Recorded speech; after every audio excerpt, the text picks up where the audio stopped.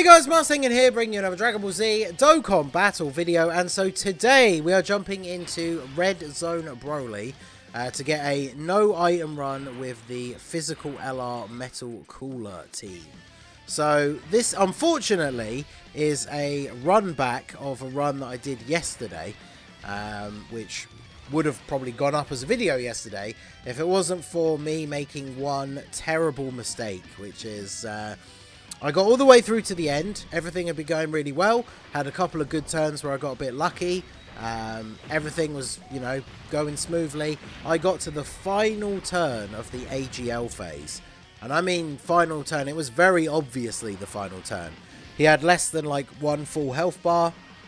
I had Golden Frieza in slot 1. And then we had STR LR Cooler in slot 2. Ready to go off and finish the job. And that's when it came up on the screen. The horrible thing that I had overlooked was that apparently I had forgotten to unequip the Icarus support memory that I'd been using for doing something else. And so that activated. Now, obviously, you can tell from the scenario as described, I did not need an Icarus support memory active in order for Golden Frieza to tank some normal attacks and then Cooler to finish the job. So I basically was robbed of the no item run by messing up and forgetting to unequip that support memory. So as I'm sure you can imagine, I was not impressed at my own foolish mistake. And so here we are having to run it back and basically just do the run again. Now, the thing is, there is a little bit of luck involved, especially when it comes to the AoE phase, because I feel like when it comes to this Broly stage in the red zone, there are quite a few teams in the game that would be able to no item this stage if it wasn't for the fact that he does an AoE super attack. Because obviously so many units require you to attack first in order for them to be good defensively. And so that's why the AoE phase is so dangerous. That's why in a lot of the showcases that I do, or like the challenge runs, or like when we've done the like 7 turns and the unit of each typing for super and extreme, that kind of thing. That's why the general strategy for a lot of people is just to double Whis on the AoE turn. Because then even if he AoEs in slot 1, you're not going to die because you... Actually, let's do this. If he AoEs in slot 1, you know, you're not going to die because no one's taking any damage because of the double Whis. So that's always the tricky one. I think the run I actually recorded that had the Icarus at the end, I think he didn't super on the first turn. And then on the second turn, I just put STR LR Cooler in slot 1. He only did normal attacks in slot 1, and then STR Cooler just actually wiped the floor with him. I think he might have got like 4 supers or something, and was able to finish him off. So a little bit of luck is required when it gets to the AoE phase. I'm also trying to get everybody built up as much as possible. So obviously we need like Cooler to take a lot of hits, the Metal Cooler. We need the STR LR Cooler to get off as many attacks as possible.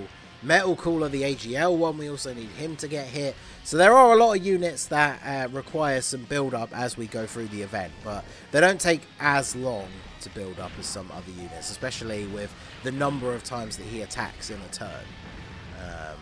So we'll see how we get on. Obviously, having the Metal Coolers on the team, the double LR Metal Cooler leads, because we are technically running a full Wicked Bloodline team.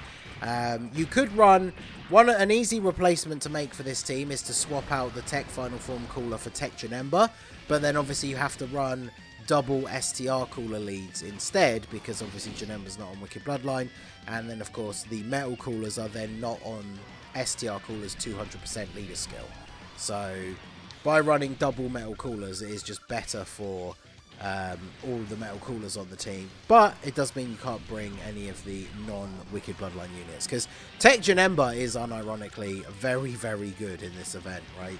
Type advantage against the final boss. You can get a support buff as well as the damage reduction by picking up the 2 rainbow orbs. So he can look really, really good. Alright, so you're built up already. You don't have big bad bosses, but you do, right? Yeah, let's keep them together for now. Because having big bad bosses active does make a pretty huge difference. And also, I'm pretty sure this is Goresh's LR Metal Cooler, so he is Rainbow. And then, yeah, let's see how we get on here. 9.3 million. Yeah, that's pretty good. Alright, so we should take him out here. We get a crit for good measure as well? Yeah. Okay. 6 million damage, basically. Alright. So, we move on to the AOE phase. And this is exactly what I'm talking about. Now, actually, this is perfect, right? No attacks in slot 1. So, I'm actually going to save the active skill. Because I can do this. And now, if he AOEs after Cooler's gotten his super attacks off, STR Cooler should actually survive the AoE as long as he gets at least, like, you know, 1 additional 12 key. And then it will be physical Metal Cooler that dies to the AoE, which then, of course, triggers his revival. So this should be looking pretty good. Now, obviously, I'm doing this run. We just got the STR Cooler Easy A details this morning. This run would definitely be much easier with him on the team. Like, you would run him instead of the Tech Final Form Cooler. And from what I've seen from the original, like, from looking at some of the showcases and stuff already, like, the STR Cooler with his Easy A gets to 1 million defense, like, fairly quickly. By the time you get to AGL BROLY, you could quite easily have STR Cooler at, like, 1 million defense. So, yeah, he's going to be very, very good on the team. And the fact that he's STR is not like a real huge reason to leave him off the team. So, alright, so BROLY still hasn't AoE'd yet. Is he going to do it now? Oh no, we're getting an additional super. Now, that means we have double raised our defense with Metal Cooler. So, does he still die to the AoE? He probably does. But yeah, I guess we'll see. Is he actually going to do it? He's going to do it in the last slot, isn't he? Or he's just going to do it on the next turn, which, I mean, I'll be okay with that.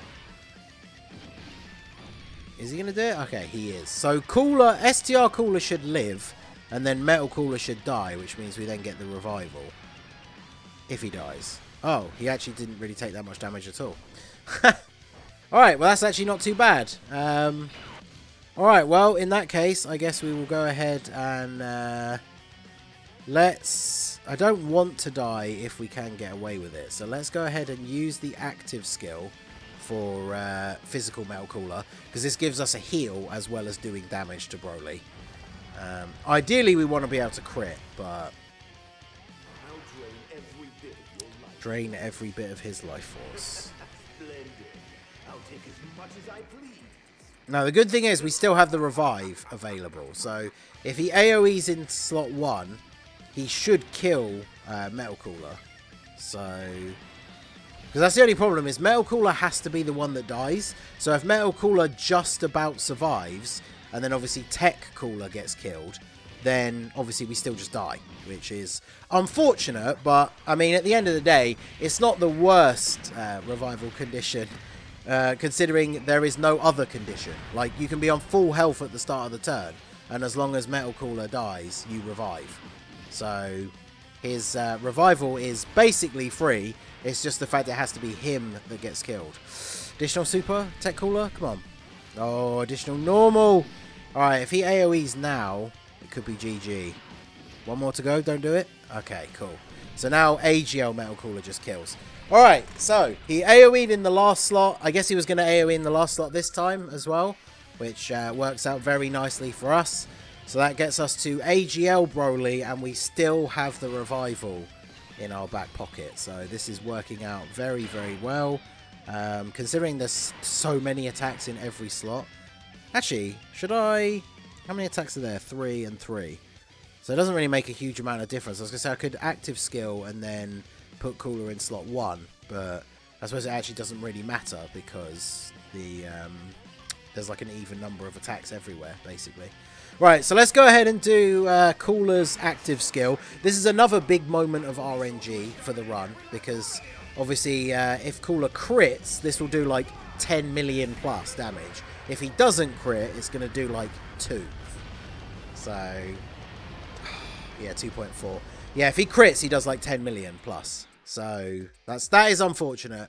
But it is what it is. We'll go ahead and use the other Metal Cooler one. Against BROLY, I feel like having their backup heal isn't necessarily as useful, since chances are if you die against the AGL BROLY, it's usually because the wrong unit got hit by a super and you just die from full health anyway. So we might as well do a little bit of extra damage. I mean, we've taken off a health bar before we've even attacked. So I would say that that works out as a pretty decent start to the turn. And then we'll do this so we can grab the tech orbs for you. And then next turn, actually, yeah, this works out quite nicely. We won't have as many links active because we don't have legendary power or whatever, but it means next turn, the friend Rainbow Metal Cooler is going to get the Dokkan attack. So we should be able to do a pretty significant amount of damage with that. Okay, no super early on. Now, for Cooler to survive an AGL Broly super with no items, he needs to get off like multiple 12 key supers. So obviously we get the guaranteed additional one because we've built up enough. That is obviously a huge benefit, the fact you can get that one guaranteed. But we need to get as many more as we can here. So here's the next one straight off the bat. Also, we need crits. Mine has a 25 crit, which means 50% chance to crit. And he's not critting on any of these attacks. Come on.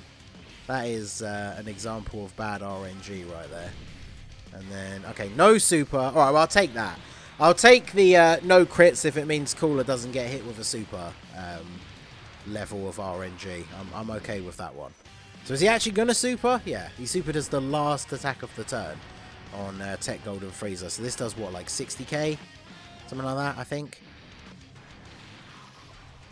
Yeah, 64. That's pretty close. All right, so now what we could do is Metal Cooler. Oh no, we want him to get the Dokkan attack. I was gonna say I could put him in the last slot because I guess once you've gotten the revival off, the Metal Cooler can then like switch into being like a floating unit, because obviously you don't really want the other Metal Cooler to then get killed in slot 1 when he can't revive anymore. So we need to get the Dokkan attack out of the way here with the Rainbow Friend Cooler. He's rocking what, 8.5 mil? Not too bad. That's an unfortunate miss, but it's all good. Alright, so let's see what we can get. Now, from full health on this turn, I think Metal Cooler pre-super is the only one that can get one shot by Broly's super attack. Because Tech Cooler, even though his defense isn't like the greatest, he's not, you know, the craziest EZA defensively. He has got type advantage, and his post-super attack defense is pretty good. So both him and the Golden Freezer would survive a super attack this turn. And then, of course, we have all the healing from, like, the Metal Cooler. The fact that Metal Cooler took hits during the turn means we get extra healing at the end of the turn. And then, of course, the other Metal Cooler on the other turn is healing us at the start of the turn as well. So we got a double super with Tech Cooler, and he takes 215k. I mean, that's not terrible. You could, on the one hand, you can say, oh, well, he's a tech unit and he's taking that much damage from an AGL unit. But then on the other hand, you know, this is one of the hardest hitting bosses. Very, very annoying. So I will absolutely take that. Now, this is the smart play, I think, in terms of trying to make sure we don't eat an unnecessary super. Although, of course, that first attack could still quite easily be a super. But I feel like between the two of them here, they finish him off. Now, if they don't, it's going to be unfortunate, because Metal Cooler in the last slot, especially without Big Bad Bosses active, is not exactly going to be going ham. But it all depends on the crits. There you go. There's a crit. We get the first guaranteed additional super. If we can crit on this one, then we are looking really good here. Alright, there we go. Even the normal attack crits are welcome because they do a decent amount of damage. Second additional super. So I think, because the friend, my one is Rainbow, right? So he only needs, I think, one more additional super to guarantee he lives a super. But we didn't get supered. So Metal Cooler, 9 million attack stat. Here he comes. Supernova. And it is goodbye AGL Broly. So there you go. No mistake this time by accidentally bringing the support memory for Icarus. And there you go. Job done. So that is AGL Broly, or Red Zone Broly, defeated with the LR Metal Cooler team. Full 200% Wicked Bloodline team with no items. So obviously this run is very easy against Omega because Metal Cooler is physical. But there you go. There's Broly done with no items and in a new record time as well. Like, again, imagine this run but with Tech Cooler replaced by STR Cooler. Like, goddamn, this is going to be insane. I might redo the... I mean, I'll probably show off STR Cooler against Red Zone Broly anyway, so you guys are going to see how crazy that run will be. But I wouldn't be surprised if that was a new best time as well. So... yeah, there you go. So that is going to be it for the video, guys. This has been the Masked Ningen. Smash that like button, subscribe to the channel if you are new. Check out the links down below for the Discord and the merch store, and I will see you all again soon. Have a good one.